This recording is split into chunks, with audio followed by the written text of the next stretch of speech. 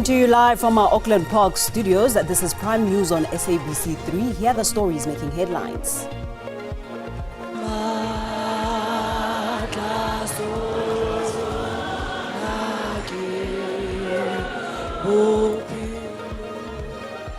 A moving memorial service was held in Bloemfontein for the 3 police constables who died when their vehicle plunged into Hanops River.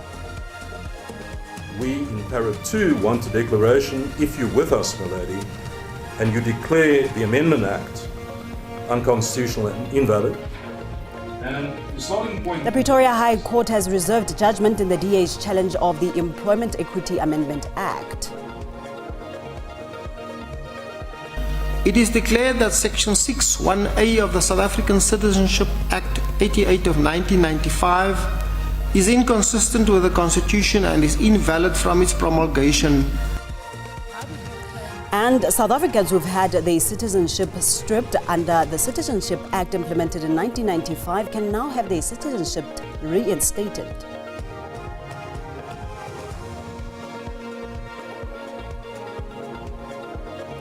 Good evening and welcome to Prime News on 3. An absolute pleasure it is to be in your company this evening. I am Paulette Nell.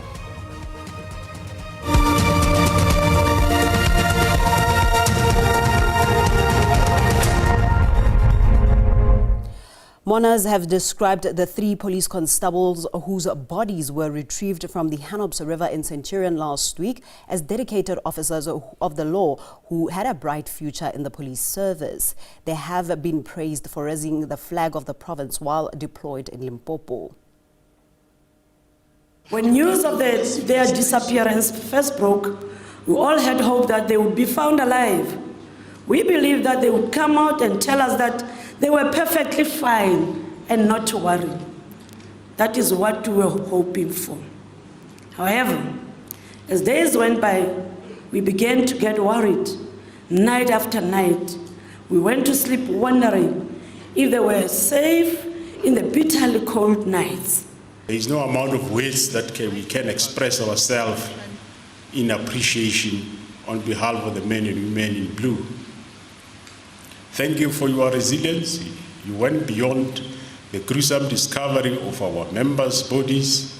You still went back to find the vehicle and its missing parts on Workers' Day, the public holiday, because you were committed to giving Constables Sinohe, Linda and Bay's families the necessary closure that they deserve.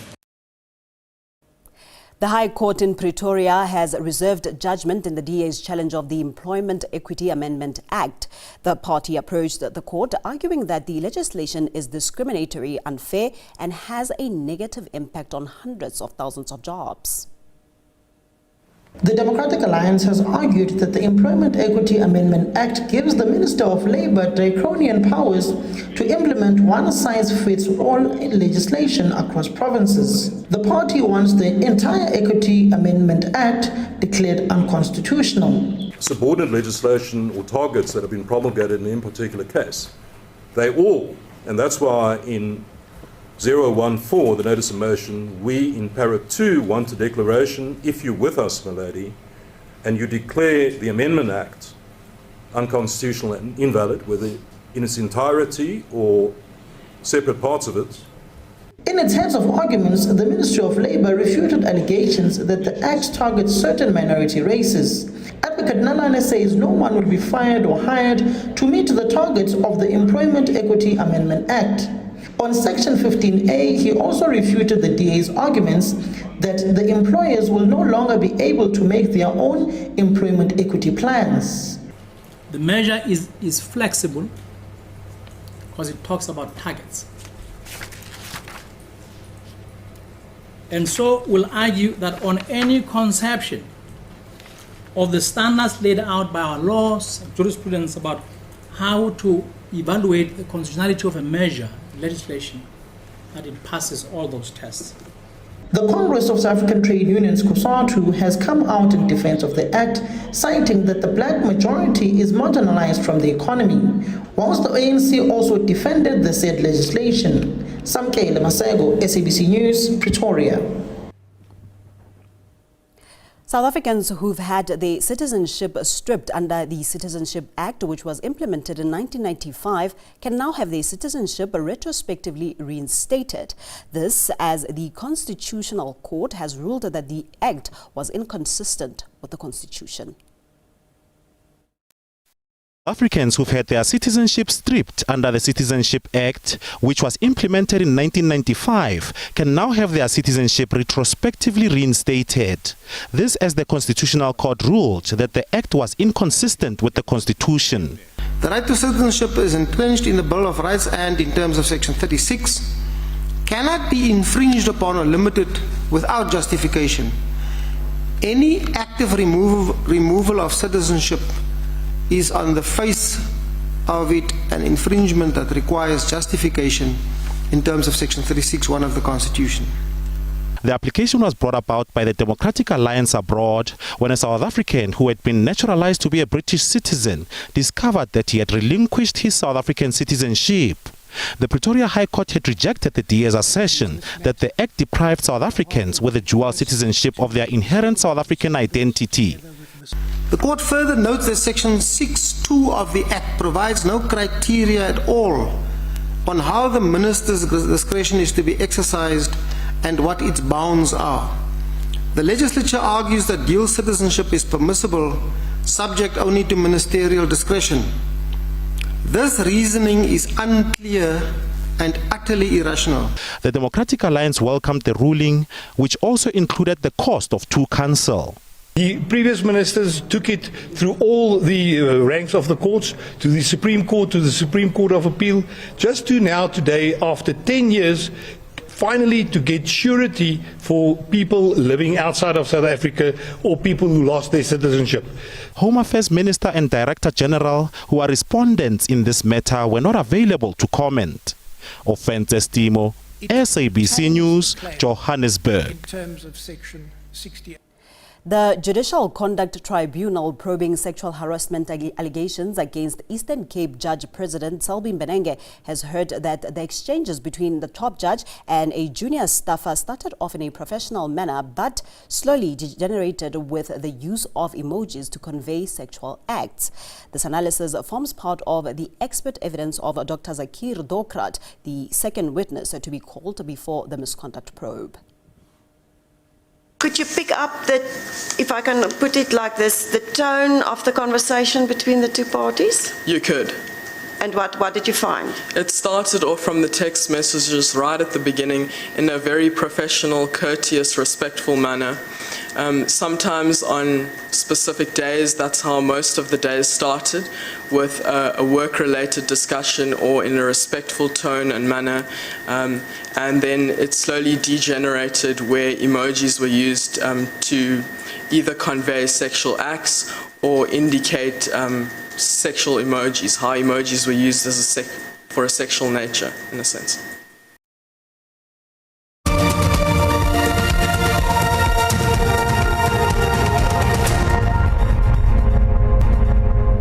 Thank you for staying with us. We now continue with this. There's a great deal of anticipation as the Conclave is set to elect the new Pope in the Vatican City. Some cardinals will remain at the Sistine Chapel until the new pontiff gets a nod. The new Pope will replace the late Pope Francis, who passed away last month due to a stroke and heart failure. Around the world have met and they have decided that the conclave to elect a successor to Pope Francis will begin on May 7th. It's a sacred moment for the Catholic community.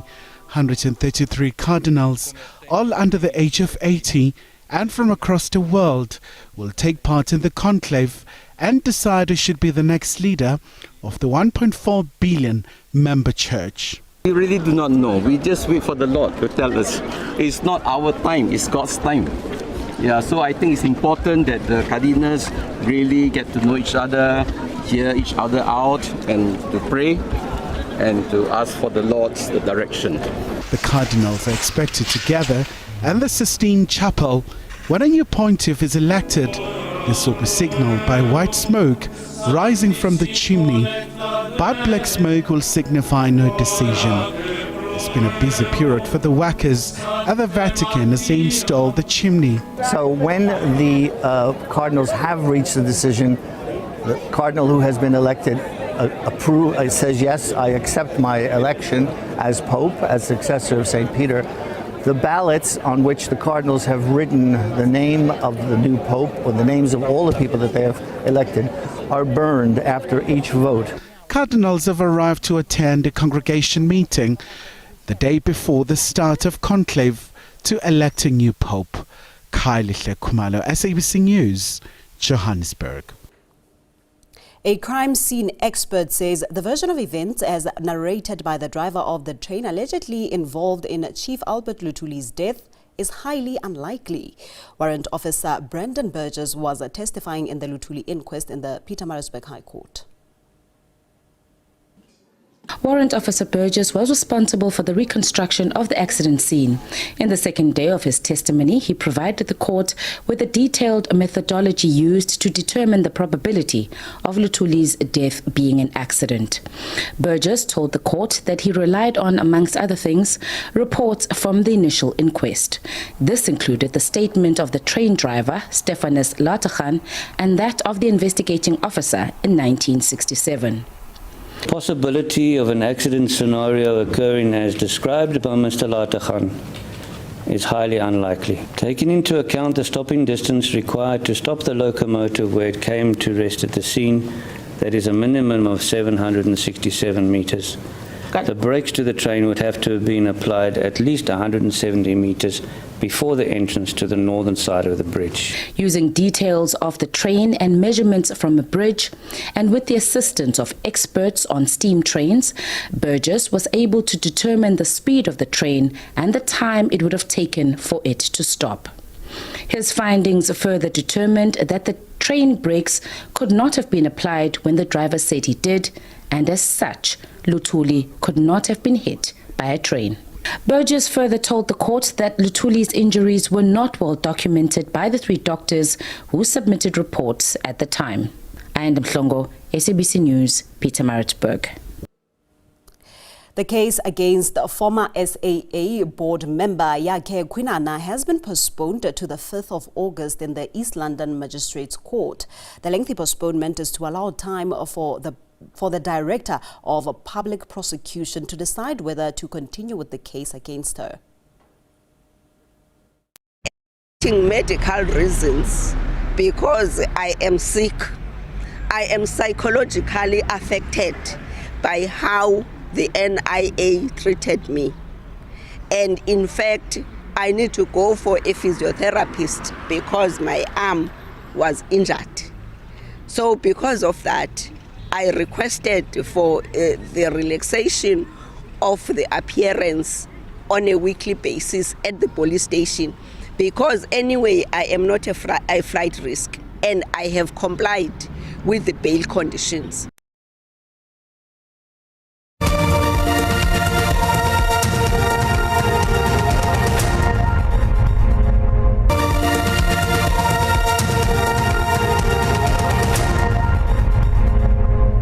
As Afrikaans turns a century this week, some of the language's writers and speakers say that there is a need to develop the many dialects that have developed in its 100 years of existence.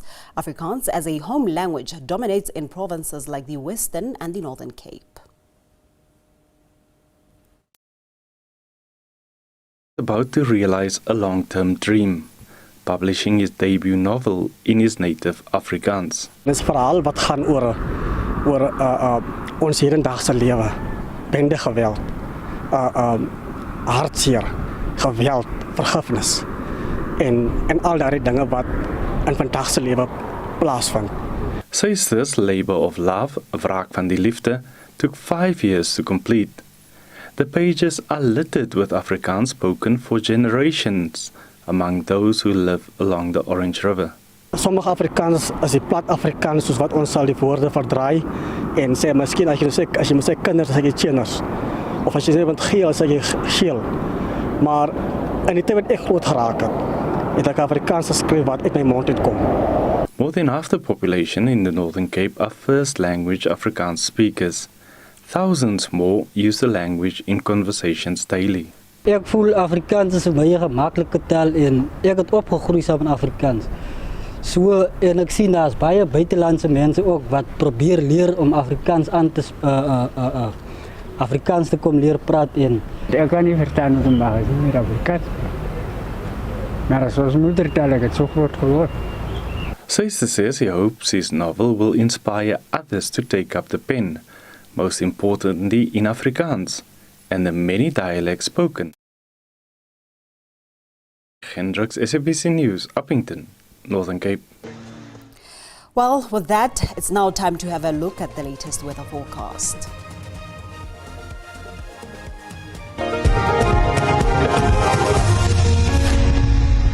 Good evening to you. Let's take a look at all your weather details now. As a cold front brushes along the eastern coastline of the country, it leaves behind it clear skies for the Eastern Cape and Western Cape overnight in towards Northern Cape. Expect temperatures in coastal cities to be rather cool. And as we had a look towards the eastern parts of South Africa, clear conditions right the way through into the northeast for this evening and in towards tomorrow. Another sunny day in store for most of South Africa with some fog patches along the eastern escarpment in the morning.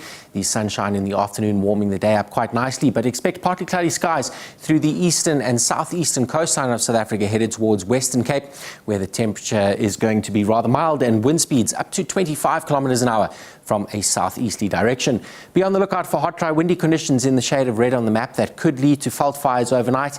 And ahead towards tomorrow, we see again hot, dry, windy conditions in parts of the Northern Cape around Springbok.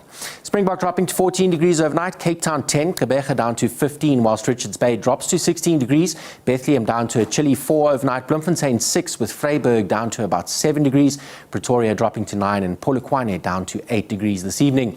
Up to 26 tomorrow afternoon in Polokwane, Pretoria up to 24 through the middle of the week, high 20s through Richards Bay with mid-20s expected in Durban, East London in the low 20s with cooler temperatures expected right way through the Garden Route in towards Cape Town at a maximum of 22 on Wednesday. And then as we take a look towards Thursday, sunshine again, but cool temperatures in the Western Cape, otherwise nice and warm through the Northern Cape. In towards the Free State, expect slightly cooler temperatures, whilst the east coast of the country is expecting some isolated showers. Johannesburg, though, warm through the afternoon with sunshine prevailing. That's it from me. Enjoy your evening.